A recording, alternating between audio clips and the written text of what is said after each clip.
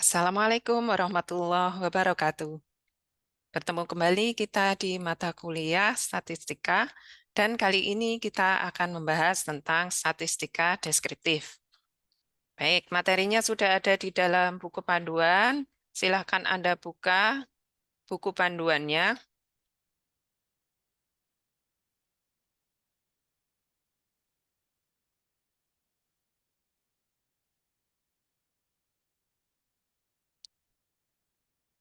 Apa itu statistika deskriptif? Jadi, kalau kita mempunyai data yang jumlahnya banyak, maka nanti kita akan mengalami kesulitan pada saat bagaimana kita menyajikan data tersebut dan orang lain yang membaca data tersebut paham, gitu ya. Nah, statistika deskriptif membantu untuk memberikan gambaran atau memvisualisasikan data tersebut sehingga pembaca akan lebih paham. Ya, statistika deskriptif merupakan cara ringkas untuk menggambarkan dan juga menyimpulkan data, tetapi statistika deskriptif ini tidak untuk menguji hipotesis. Ya, ada beberapa tipe statistik yang bisa kita gunakan pada saat kita akan menyajikan suatu data. Yang pertama, dengan statistika deskriptif, Anda bisa mengetahui bagaimana kecenderungan tengah dari suatu data atau tendensi sentral dari suatu data. Yang kedua, dengan statistika deskriptif, Anda bisa mengetahui bagaimana sebaran datanya. Kemudian yang ketiga, bagaimana persentilnya. Nah, persentil ini yang sangat populer adalah yang kuartil ya. Nanti kita gunakan kuartil. Kemudian bagaimana distribusi datanya dan juga bagaimana sebaran datanya dalam bentuk plot. Ya, jadi dengan statistika deskriptif Anda bisa memberikan gambaran data Anda minimal dalam 5 poin ini. Nah, kita langsung saja praktek dengan menggunakan program JAS. Data untuk materi statistika deskriptif ini terdapat di dalam file yang sudah disiapkan oleh Jeeves, yaitu descriptivedata.csv. Ya, datanya sudah ada dan sudah saya masukkan di dalam Google Drive. Anda bisa mengaksesnya. Baik, mari kita masuk ke Jeeves-nya. Ya, silakan Anda download datanya ya, kemudian Anda masukkan ke dalam folder Anda sendiri, kemudian Anda ingat-ingat data deskriptif tadi Anda simpan di dalam folder apa. Karena nanti dari JAS kita akan memanggil ke file tersebut, sehingga Anda harus ingat file tersebut letaknya ada di mana. Nah, kita buka program JAS, kemudian Anda klik garis 3 sebelah kiri, open, kemudian Anda buka file di komputer Anda. Anda ingat-ingat tadi letaknya ada di mana ya. Anda browsing. Nah, file saya letaknya ada di sini. Nah, silakan Anda pilih sendiri ya letak file Anda. Nah, file saya ada di sini, saya klik. Ya, Anda boleh double klik, boleh klik kemudian open. Nah, datanya sudah masuk. Ya, datanya sudah masuk. Nah, data ini adalah data netral yang diberikan oleh JAS. Ya, kemudian saya memberikan sedikit gambaran terkait data ini. Ya, data ini seperti apa? Sudah saya tuliskan di dalam file Word yang untuk statistika deskriptif. Jadi saya membuat visualisasi dari data ini seperti apa ya gambarannya. Ada jambu air ya datang dari kebun gitu ya sebanyak 810 buah masuk ke dalam gudang penyimpanan dan 810 jambu biji ini masuk ke dalam dua grup. Artinya ada grup sesi pagi dan ada grup sesi sore, misalnya seperti itu. Berat masing-masing jambu biji ini sudah terekam secara otomatis dan tertera pada file data deskriptif yang sudah diberikan. Dan file ini sudah dalam bentuk .csv. sehingga Anda tidak perlu mengconvert.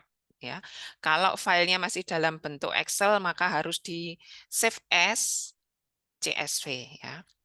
Kemudian pertanyaannya adalah berikan gambaran atau deskripsi terkait jambu biji tersebut. Jambu bijinya itu ukurannya berapa, pagi dan sore itu kecenderungannya sama atau tidak, apakah jambu biji itu besar semua atau kecil semua, atau banyak yang besar atau banyak yang kecil. Nah, ini kan belum tahu. Anda diminta untuk memberikan gambaran atau deskripsi terkait jambu biji tersebut.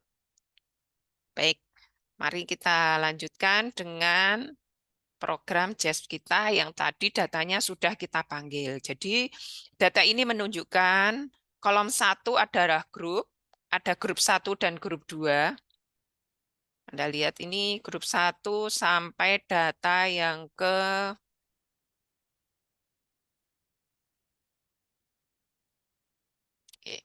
grup 1 itu sampai data 315.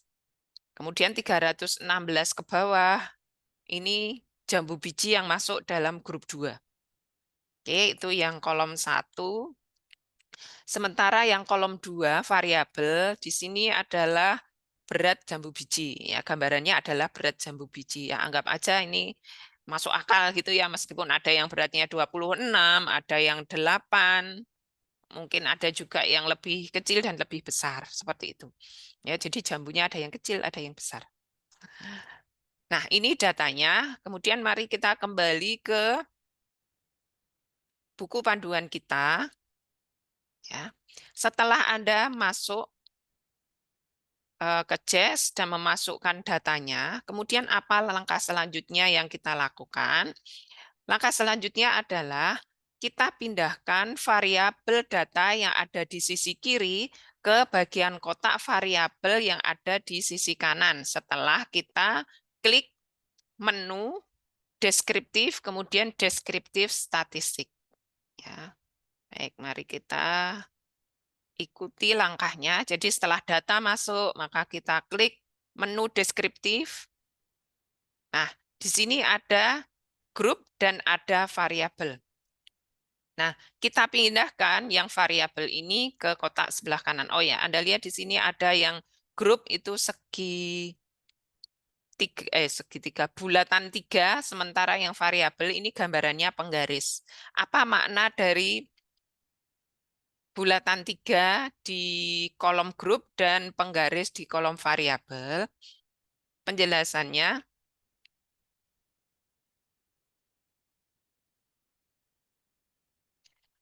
ini adalah gambaran, nanti silakan Anda buka di buku panduan Anda ya. Ya, ini adalah gambaran bahwa untuk grup ini masuk dalam jenis data yang nominal. Sementara yang variabel ini masuk dalam golongan data kontinu. Jadi, salah satu keunggulan dari JES adalah program ini bisa mengenali data yang masuk itu masuk dalam kelompok yang mana. Ya, di sini ya arti dari lambang ini. Nah, kita masukkan variabel ini ke dalam kolom yang sebelah kanan. Kita klik, kemudian kita klik variabel ya, kemudian kita klik tanda panah ke kanan, maka data variabel sudah berpindah ke kanan. Oke. Kita ikuti lagi, kita buka buku petunjuknya. Langkah selanjutnya adalah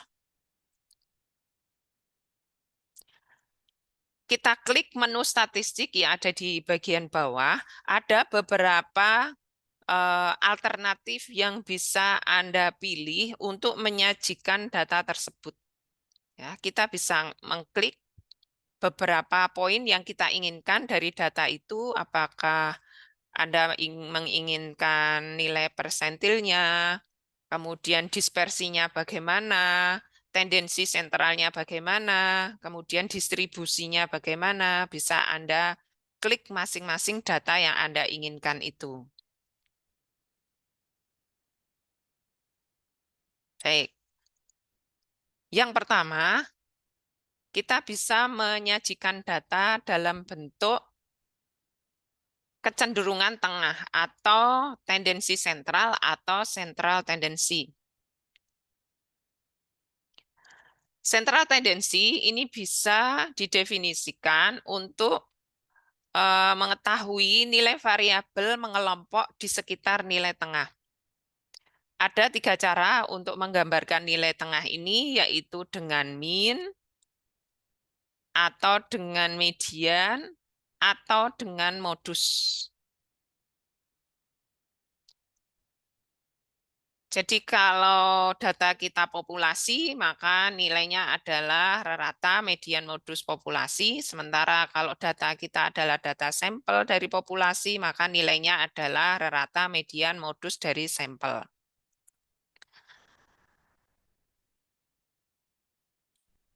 Baik.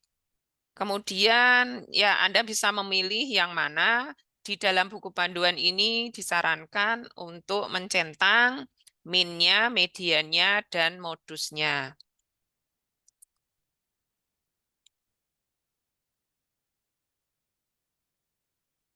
Kemudian nanti kita mengetahui ya yang namanya min itu adalah jumlah semua nilai dibagi dengan data yang ada. Kemudian min ini untuk data yang kontinum ya. Nah, data kita kan data kontinum karena digambarkan dengan penggaris. Jadi kita bisa menggunakan min ini. Kemudian kalau median ini merupakan nilai tengah dari data yang sudah diurutkan. Biasanya median ini untuk data yang sifatnya ordinal. Tapi tentu saja data yang kontinum ini juga bisa. Kalau data kontinum ini akan kita gunakan untuk analisis yang non-parametrik. Nah, non-parametrik akan kita bahas kemudian ya.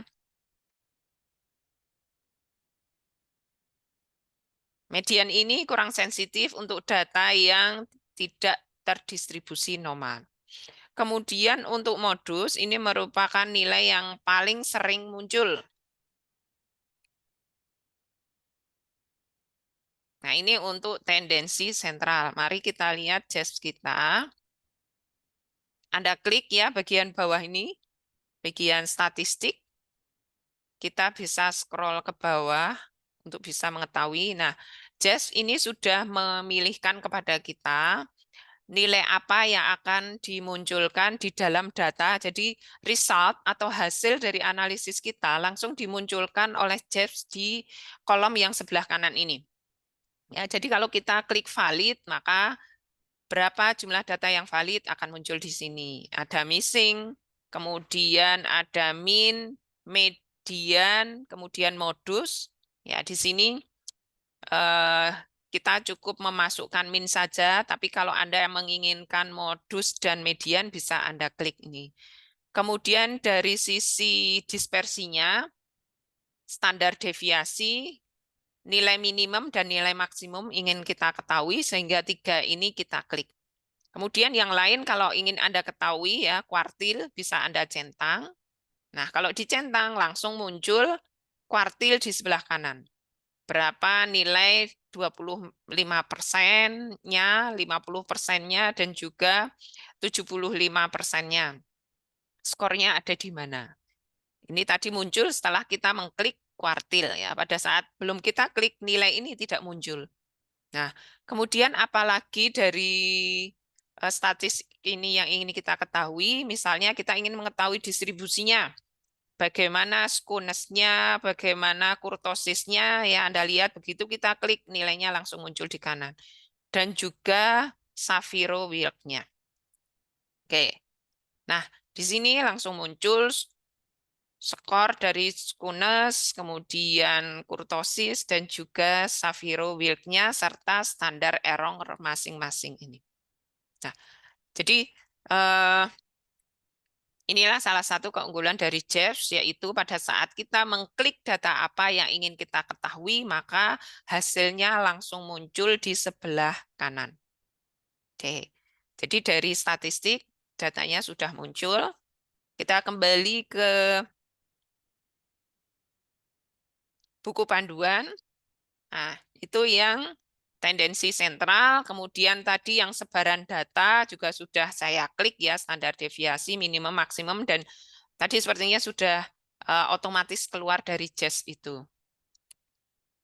Standar deviasi ini adalah suatu ukuran seberapa jauh perbedaan nilai setiap data dengan rata. Ya, atau standar deviasi ini adalah data yang ingin kita ketahui untuk mengetahui sebaran nilai jika dibandingkan dengan rata. Kalau standar deviasinya itu rendah, menunjukkan bahwa nilai yang ada pada data itu terdapat banyak di sekitar rata. Sementara kalau simpangan bakunya tinggi atau besar, menunjukkan bahwa nilai-nilai data kita tersebar di rentang yang luas. Jadi kalau simpangan bakunya rendah atau kecil, berarti sebarannya itu sempit. Ya, sempit berarti ada di sekitar rata. Tapi kalau simpangan bakunya besar atau tinggi, maka data itu melebar ya, melebar dalam rentang yang luas. Kemudian data yang lain ada kita bahas nilai minimum dan nilai maksimum saja ya untuk sebaran data. Baik, kemudian untuk kuartil tadi sudah saya centang untuk kuartil sehingga langsung muncul skornya ya. Kuartil adalah suatu kelompok data yang dibagi menjadi 4 kuartal yang sama. Biasanya berdasarkan urutan peringkat nilai median. Jadi misalnya ada data antara nilai 1 sampai nilai 10 dengan jumlah yang berbeda-beda ya. Nilai satunya ada 2, nilainya 2 ada 2, nilainya 3 ada 2, dan seterusnya sampai nilai 10. Maka data ini akan kita kelompokkan menjadi 4 grup yang sama. Maka nanti akan ada pembagian mana angka 25% pertama, kemudian 25% kedua, dan juga 25% ketiga.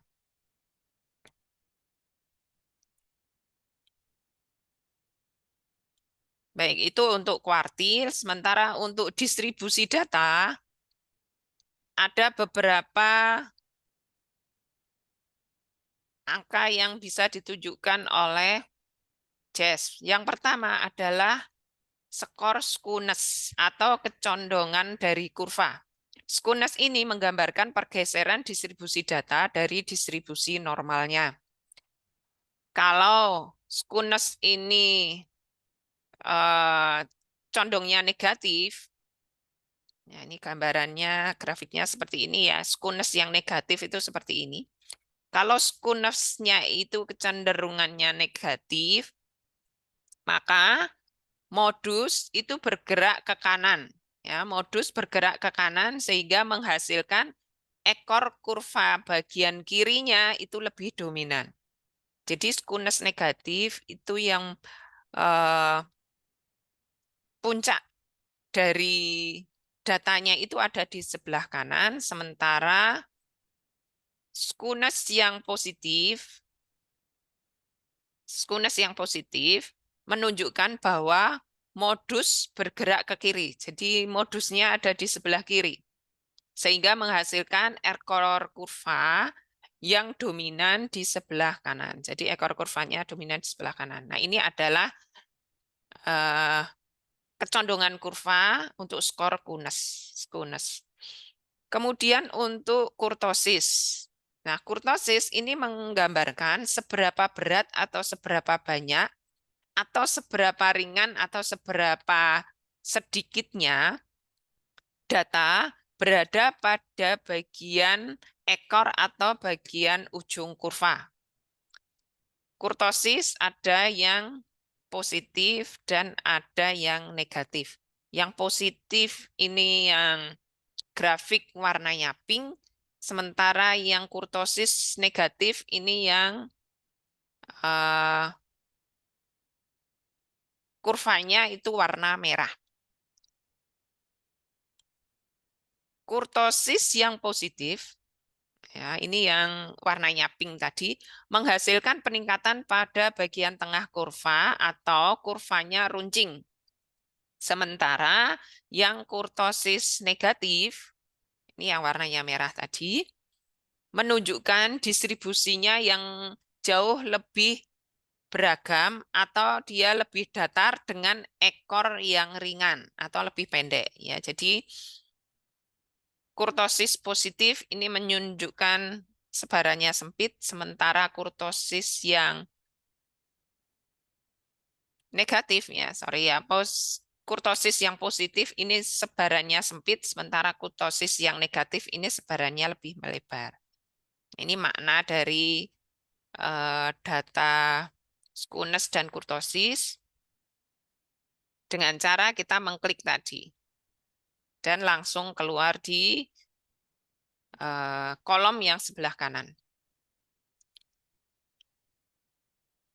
Untuk data yang terdistribusi normal, nilai skewness dan kurtosis mendekati 0. Ya, jadi skewness dan kurtosis ini bisa menunjukkan distribusi data kita apakah normal atau tidak.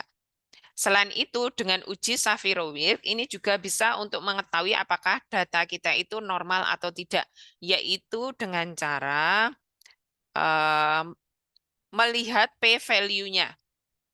Kalau p-value-nya kurang dari 0,05, maka datanya tidak terdistribusi normal. Ya, Anda lihat di sini data kita 0,032, berarti data kita tidak terdistribusi normal. Nah, ini data yang kita hasilkan. Mari kita lihat data kita tadi dari JES. Nah, sama ya, harusnya sama dengan data ini ya.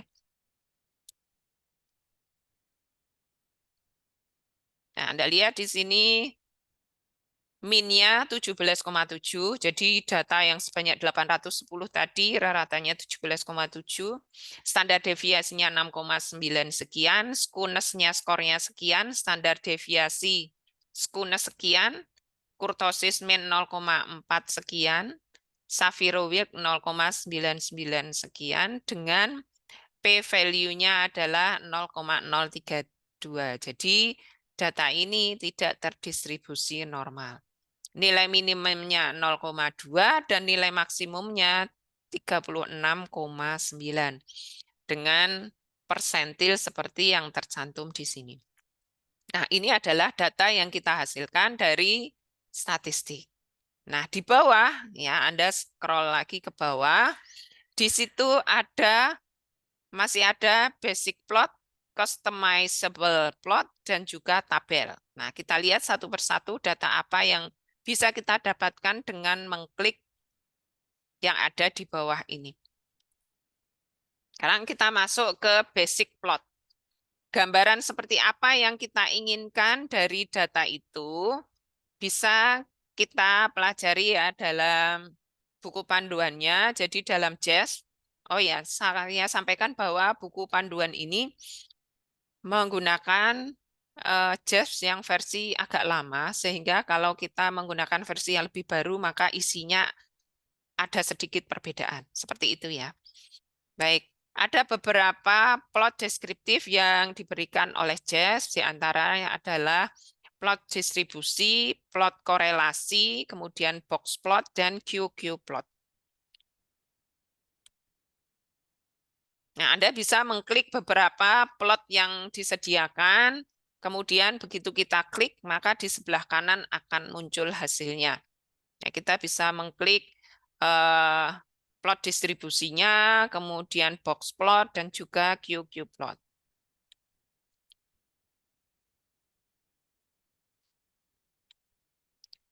Baik, plot distribusi dibuat berdasarkan pada data yang dipisahkan dalam bentuk distribusi frekuensi, kemudian dilengkapi dengan kurva distribusinya. Nah, dengan melihat plot distribusi ini, maka kita bisa mengetahui dari grafik batang itu mana yang nilainya itu skornya paling tinggi atau paling rendah. Nah, dengan melihat gambaran dari plot distribusi ini, kita bisa mengetahui bahwa tabelnya itu terdistribusi secara normal. Meskipun tadi dari skor eh,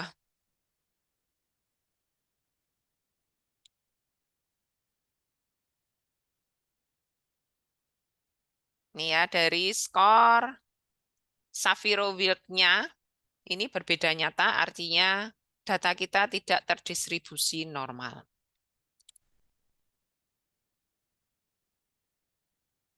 Ini jadi ini hanya gambaran secara eh, grafik ya dengan histogram.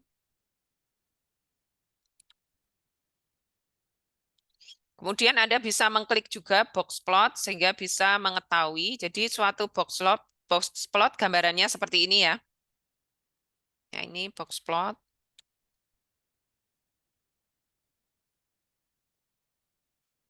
Nah, dengan box plot ini data apa yang bisa kita ketahui? Yang pertama kita bisa mengetahui nilai tengahnya.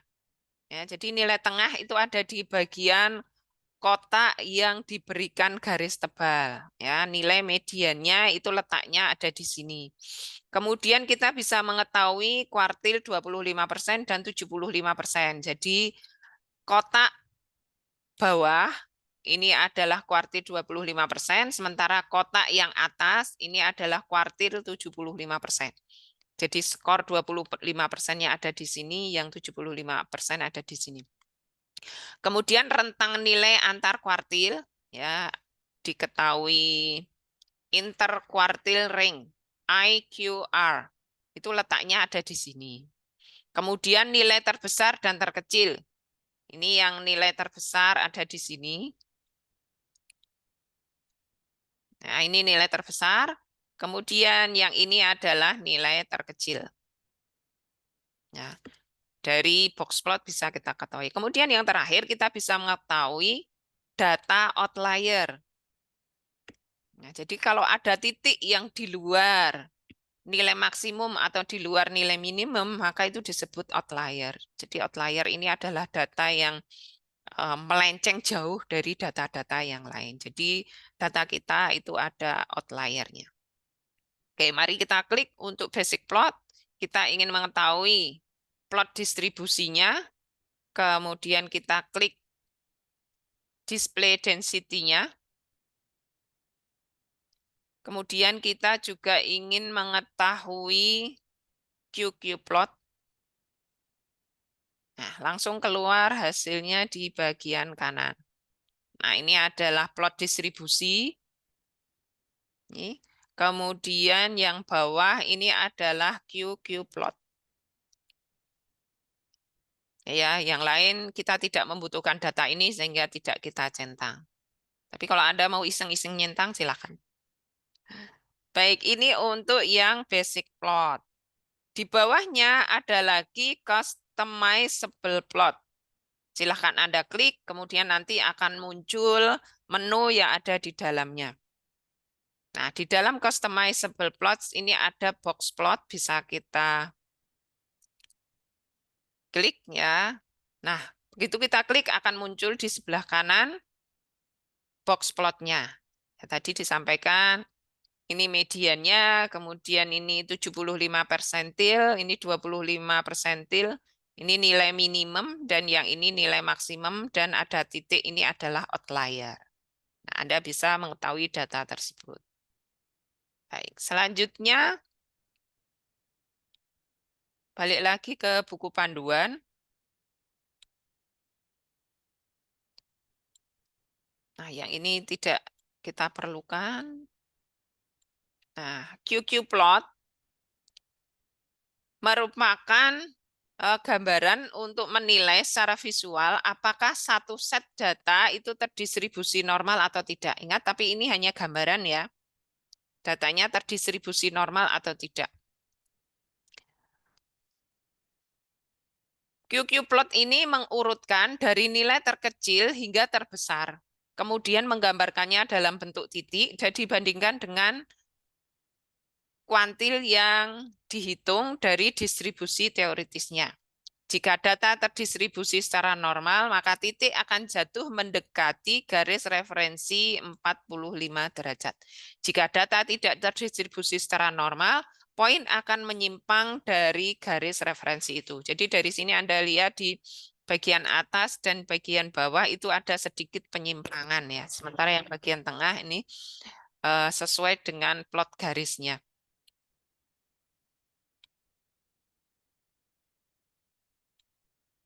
Baik, itu untuk box plotnya. Sekarang box plot dan QQ plot ya. Sekarang masih ada satu lagi yaitu tabel. Silahkan Anda klik bagian bawah. Kemudian Anda klik tabel frekuensi atau frekuensi tables. Nah, di sini Anda lihat langsung muncul di bagian kanan, tapi data yang dihasilkan atau tabel yang dihasilkan disebutkan bahwa all variables have more than 10 distinct values. Ya, artinya data yang kita masukkan ada yang tidak sesuai. Nah, di sini coba kita masukkan angka 1000 misalnya. 1000. Nah, ternyata Just memberikan petunjuk bahwa oh, hilang lagi. Belum saya baca sudah hilang. Value-nya itu harus antara 1 sampai 200. Ya. Jadi tidak boleh kurang dari 1 dan tidak boleh lebih dari 200. Silakan Anda masukkan ini angkanya 10, dia nggak mau. Kita masukkan angka 50 misalnya. Nah, ini muter-muter dulu sebentar. Nah, setelah itu muncul nggak mau juga 50. Kita masukkan angka 100 misalnya. Nah, ini muter-muter sebentar. Nah, setelah itu muncul 100, dia nggak mau juga. Kita coba masukkan angka yang paling besar tadi, Jess menunjukkan angka 200. Kita masukkan angka 200. Oke, muter-muter sebentar. Nah, setelah itu keluar. Jadi tabel frekuensinya sudah dibuatkan oleh Jess, dan ini keluar angka banyak sekali karena memang datanya sangat banyak. Baik. Nah, di sini sudah keluar tabel frekuensi dari data kita bahwa untuk skor 0,2 ada 1 buah, 0,5 ada 1 buah, jambu biji ya. Yang beratnya 1,1 ada 2 dan seterusnya sampai ke bawah. Paling tinggi 36,9 ada 1, 35,8 frekuensinya ada 1 dan seterusnya. Nah, di sini datanya ada frekuensinya berapa dengan berat tersebut, persentasenya berapa, valid persentase, dan persentase secara kumulatif. Jadi ini yang digambarkan oleh Jess untuk statistika deskriptif. Nah, kemudian tadi disampaikan bahwa jambu biji itu kan masuk ke gudang dengan 2 grup ya, ada grup pagi dan ada grup sore. Grup pagi diberi kode grup 1, sementara yang sore diberi grup 2. Maka kita bisa menggambarkan bagaimana 2 grup jambu biji ini gambarannya masing-masing. Kalau yang digambarkan di data kita itu baru semuanya dianggap satu kelompok. Jadi 810 data berat biji jambu itu dianggap satu kelompok. Nggak ada perbedaannya antara jambu biji sesi pagi dengan jambu biji sesi sore. Nah, kalau kita ingin mengetahui, ya balik lagi ke petunjuknya, menu di JASP ini ada splitting data, yaitu memisahkan atau membagi data. Kalau data kita ada dalam bentuk kategori atau ordinal yang memungkinkan untuk dijadikan kelompok, maka penghitungan statistik deskriptif dan plot bisa dibuat untuk masing-masing kelompok. Ya, dengan data yang sama tadi, maka kita tambahkan yang grup tadi kan eh, datanya kodenya lingkaran 3 ya.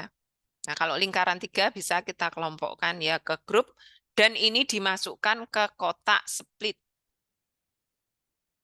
Ya, jadi bagian bawah dari variabel itu terdapat split ya. Nah, kolom grup kita masukkan ke dalam split, maka nanti grup 1 dan grup 2 akan terpisah menjadi 2 data yang berbeda. Kalau data kita yang pertama tadi semua dianggap satu grup. Nah, kalau grup ini kita masukkan dalam split, maka grup 1 datanya akan dibedakan dengan grup 2. Baik, mari kita kembali ke JES dan kita akan lebih memberikan data itu makna yang lebih banyak dengan cara splitting data tadi. Oke, jadi grup tadi kelompoknya ada di sini. Grup ini akan kita split, maka kita pindahkan data grup ini ke sebelah kanan, yaitu yang split. Nah, sudah masuk di sini. Oke, langsung Anda lihat di sebelah kanan, data statistik deskriptifnya sudah terpisah menjadi dua grup. Jadi grup 1 punya min sendiri, grup 2 punya min sendiri. Seterusnya sampai ke bawah, masing-masing grup punya data sendiri-sendiri. Termasuk juga tabel frekuensinya. Tabel frekuensi akan terbagi menjadi grup 1. Ini tabel frekuensinya seperti apa, kemudian bagian bawah baru grup 2, tabel frekuensinya seperti apa. Kemudian saat plot distribusi, ini juga ada 2 histogram. Jadi histogram untuk grup 1 seperti ini, dan histogram untuk grup 2 seperti ini. Ya, Anda lihat di sini ada sedikit perbedaan. Kalau yang grup 1 ternyata yang paling banyak datanya di antara berat 15 sampai 20. Sementara yang grup 2 yang sore hari datangnya, kita anggap seperti itu. Grup 1 itu pagi antara 15 sampai 20, yang grup sore antara 20 sampai 25. Jadi memang ada sedikit perbedaan. Kemudian untuk box plotnya juga langsung terbagi 2 ya. Ada box plot untuk grup 1 dan ada box plot untuk grup 2. Anda lihat di sini bahwa grup 2 dia letaknya sedikit lebih tinggi dibandingkan grup 1 ya. Ini menunjukkan bahwa rata grup 2 itu lebih tinggi dibandingkan rata grup 1. Kemudian QQ plot juga terbagi menjadi 2. Ada QQ plot untuk grup 1 dan ada QQ plot untuk grup 2. Mari kita lihat bagaimana perbedaan skor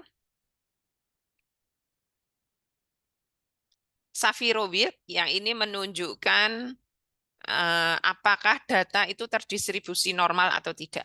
Pada saat tadi data masih jadi 1, P-value dari Shapiro-Wilknya adalah 0,032, menunjukkan bahwa datanya tidak terdistribusi secara normal.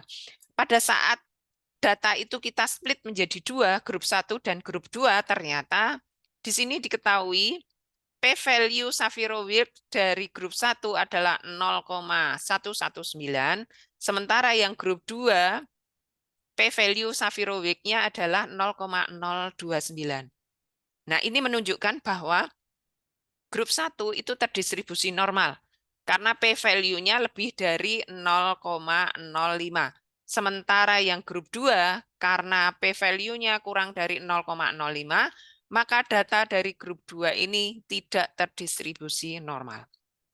Jadi, kita bisa mengetahui bahwa tadi pada saat data masih satu grup 1, grup 2 dianggap grup yang sama, datanya tidak terdistribusi normal secara keseluruhan. Tapi setelah di-split ternyata diketahui bahwa yang tidak terdistribusi normal itu lebih banyak bukan lebih banyak, tapi di grup 2-nya. Sementara yang grup 1 terdistribusi normal.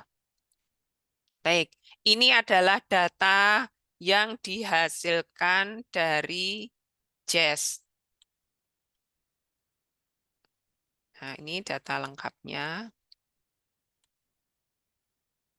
Grup 1, grup 2 sudah terpisah datanya. Nah, setelah Anda tahu ya hasilnya seperti ini, so what gitu loh. Bagaimana Anda menyampaikan kepada pembaca? Ini loh data saya seperti ini. Apakah file JAS ini Anda berikan kepada pembaca? Tentu saja pembaca tidak akan paham ini maknanya apa gitu. Nah,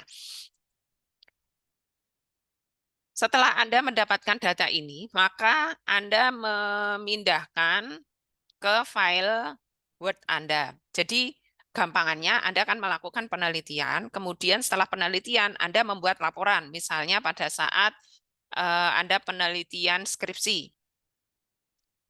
Bagaimana Anda menggambarkan data yang Anda dapatkan, maka hasil JABS ini kemudian Anda pindahkan ke Word. Nah, salah satu keunggulan dari JAS adalah result yang di bagian kanan ini sangat mudah untuk dipindahkan ya ke data kita.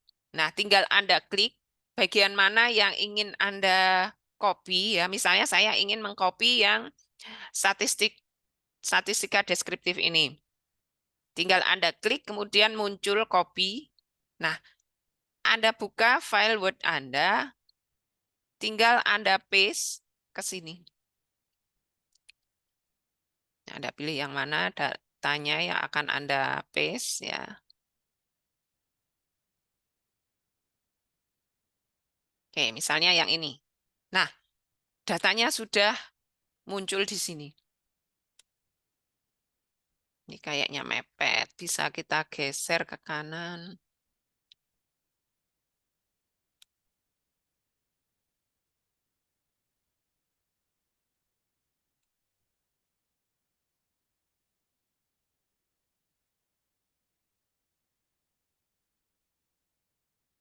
Nah, misalnya seperti ini.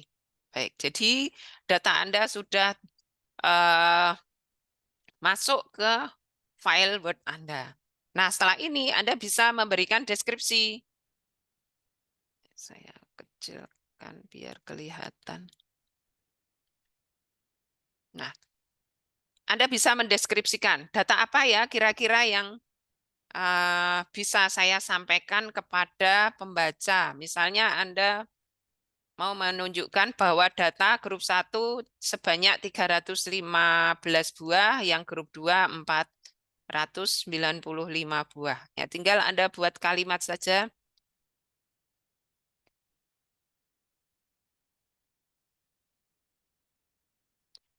Jambu biji yang masuk pada sesi 1 atau sesi pagi sebanyak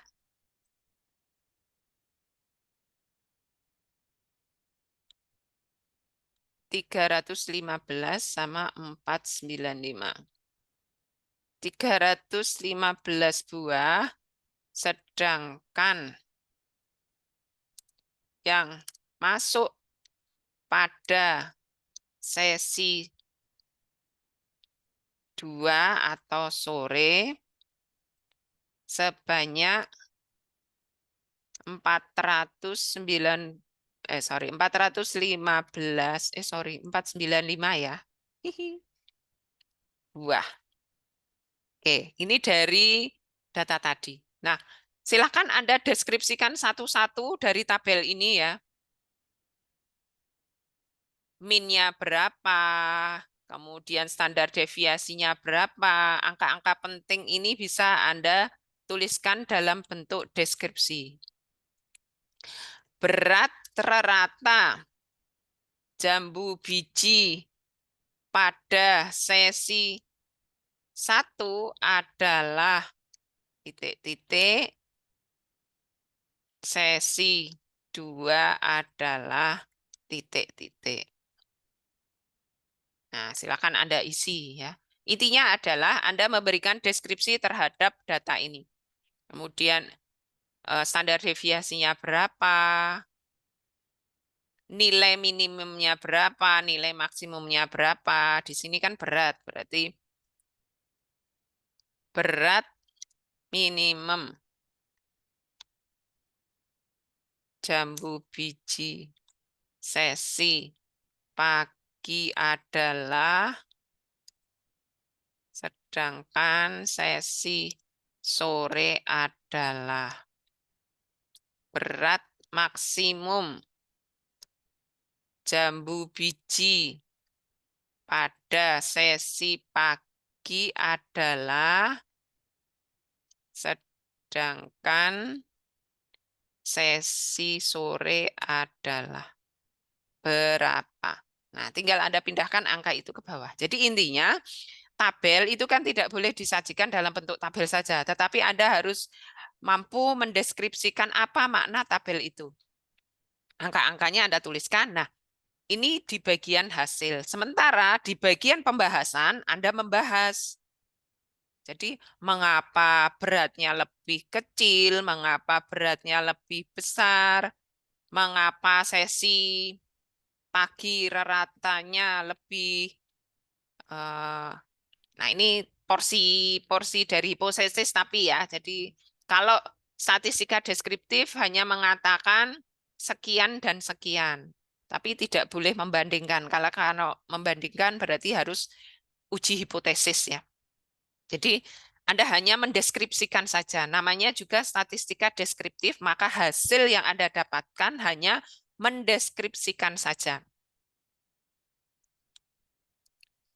Oke, ini yang bagian statistika deskriptif. Bagian bawahnya ada tabel frekuensi. Tabel frekuensi ini memang lengkap di dalam JAS, tapi kemudian disederhanakan menjadi histogram. Ya, bagian distribusi plot. Oke, mari kita copy. Nah, kemudian Anda pindahkan ke sini.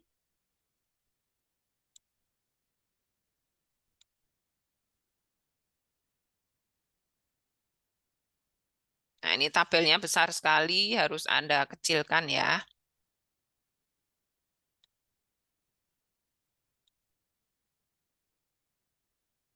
Jadi silakan Anda atur ulang besarnya histogram ini.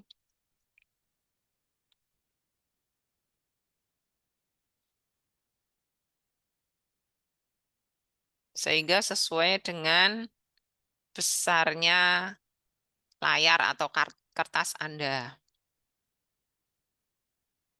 Ya, Anda harus mengatur seberapa kecil atau seberapa besarnya. Ya, misalnya seperti ini. Ini yang grup 1, sementara yang grup 2 masih besar, kita kecilkan.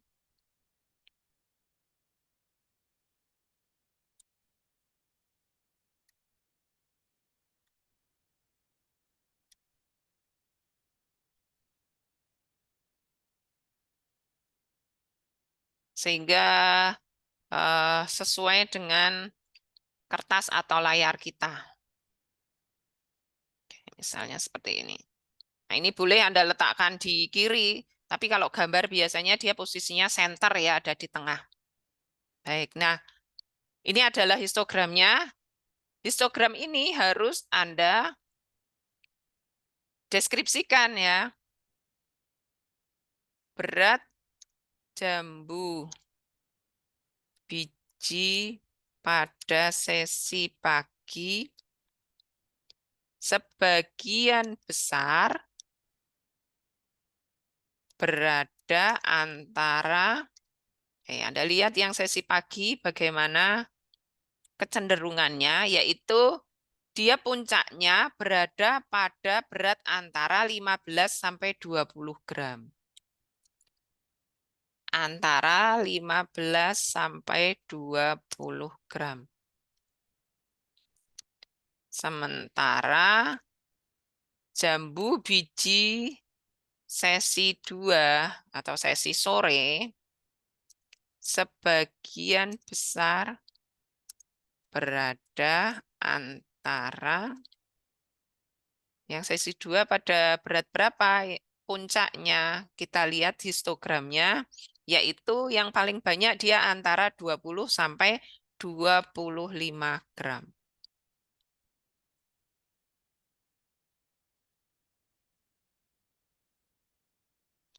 20 sampai 25 gram. Baik. Jadi gambaran histogramnya bisa Anda deskripsikan seperti ini. Kemudian dari JEPS lagi kita bisa mengetahui apa? Kita bisa mengetahui bagaimana box plotnya. Anda copy, kemudian Anda paste ke ini sama. Jadi kalau di paste nanti ukurannya jadi besar. Anda harus mengecilkan.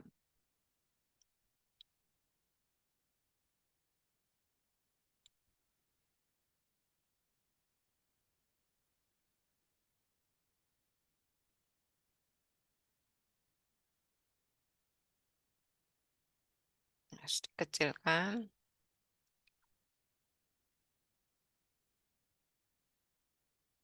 Sesuaikan dengan ukuran kertas kita sehingga gambarnya tidak terlalu kecil tapi juga tidak terlalu besar.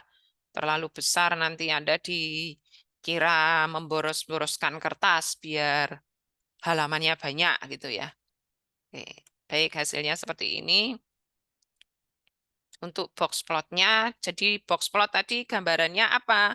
Bisa mengetahui nilai tengahnya, mengetahui 25 persentil, 75 persentil, nilai minimum, nilai maksimum, kemudian juga outlier-nya. Ya, jadi outlier-nya ada di sini. Jadi bisa Anda deskripsikan dari box plot ini, mediannya berapa, kalimatnya dibuat seperti di atas tadi ya. Kemudian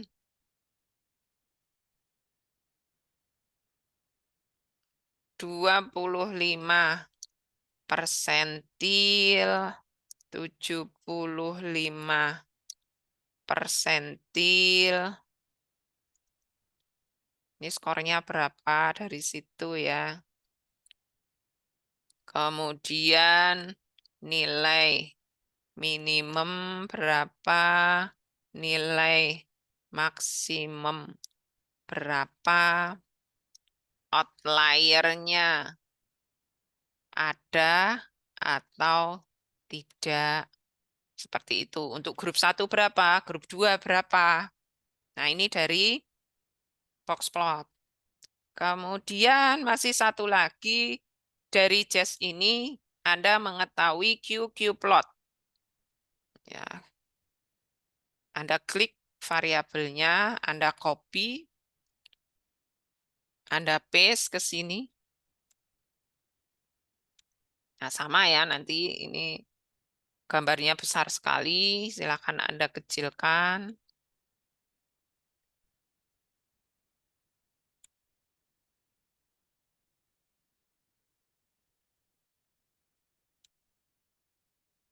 Oke, jadi dari statistika deskriptif ini Anda sudah bisa cerita banyak ya. Jadi kalau statistika deskriptif, Anda harus pintar-pintar mendeskripsikan, harus pintar-pintar menggambarkan. Oh, kira-kira kalau data ini saya bisa cerita apa ya? Oh, kalau data ini saya bisa cerita apa? Jadi Anda harus jeli dalam melihat data tersebut. Jadi seringkali mahasiswa itu datanya sama, tapi pada saat membahas hasilnya jadi berbeda. Apa yang membedakan? Yang membedakan adalah tingkat kecermatan atau ketelitian si mahasiswa tersebut. Jadi antara mahasiswa satu dengan mahasiswa yang lain tingkat ketelitiannya berbeda sehingga menghasilkan pembahasan yang berbeda. Nah, Anda harus mulai melatih diri untuk lebih teliti ya sehingga kalau ada data Anda bisa menyampaikan data itu sebanyak mungkin.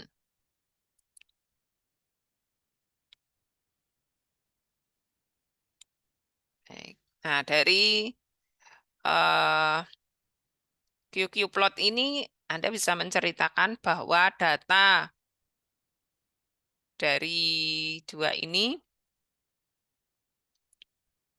kecenderungannya bagaimana dibandingkan dengan eh, 45 derajat plot pada grafik ini. Nah, kalau QQ plot itu biasanya ada di lampiran karena memang bukan data utama ya. Kalau data utama yang ini. Ini bisa, kemudian histogram ini bisa, dan juga tentu saja ini eh, deskriptif statistiknya ini ya. Nah ini. Kalau yang ini hanya lampiran saja. Kalau yang QQ plot ini hanya lampiran saja. Baik, itu yang bisa saya sampaikan untuk kuliah statistika deskriptif hari ini. Jadi Anda sudah belajar bagaimana menggambarkan suatu data yang tadinya tersebar banyak, kemudian Anda bisa menyampaikan kepada pembaca bahwa ini loh, untuk contoh ini adalah berat jambu biji. Ada grup 1, grup 2, perbedaannya bagaimana, dan seterusnya. Anda bisa bercerita dari situ. Baik, setelah Anda belajar, maka silakan Anda kerjakan di rumah. Sudah saya masukkan di Google Drive. Ini ya, yang nomor 2, statistika deskriptif. Di situ materi kita tadi, kuliah kita, ini data, deskriptif data, dan juga jambu bijinya tadi ada di sini. Nah, di sini ada folder PR. Nah, di dalam folder PR, di sini ada 2 file, file Word. File Word ini adalah soalnya ya. Silakan dibaca soalnya ya seperti ini. Jadi PR statistika deskriptif. Di sini ada Pak Guru yang melakukan penelitian pengaruh media pembelajaran berbasis flipbook. Materinya adalah Soto Indonesia. Apakah media pembelajaran ini berpengaruh terhadap nilai pengetahuan siswa? Pak Andri kemudian melakukan penelitian dan hasilnya nilainya ada di data yang sudah saya lampirkan, yaitu data PR1 statistika deskriptif. Nah, tugas Anda adalah buatlah deskripsi data dari nilai siswa tersebut. Nah, penting harus Anda perhatikan bahwa data yang saya berikan itu masih dalam format Excel. Nah, format ini harus Anda ubah dulu ya di save as menjadi format .csv. Nah, silakan filenya Anda buka, kemudian Anda save as ya biasa, save as. Setelah save as, Anda pilih yang bagian CSV. Ya, yang .csv. Nah, setelah menjadi .csv baru data ini nanti bisa Anda masukkan ke dalam program JAS. Selama masih dalam bentuk Excel, maka belum bisa dihitung. Baik, itu untuk kuliah kita hari ini. Sepertinya sudah cukup lengkap apa yang saya sampaikan. Datanya seperti apa, mengolahnya bagaimana, kemudian interpretasinya bagaimana, sudah saya sampaikan semua. Maka selanjutnya silahkan Anda belajar untuk mengerjakan PR yang Pak Andri tadi, bagaimana Anda mendeskripsikan data dari Pak Andri kepada pembaca. Baik, terima kasih atas perhatian Anda pada kuliah kita hari ini. Selamat belajar, semoga bisa dipahami. Statistika tidak sesulit yang kita bayangkan. Oke, saya akhiri. Assalamualaikum warahmatullahi wabarakatuh.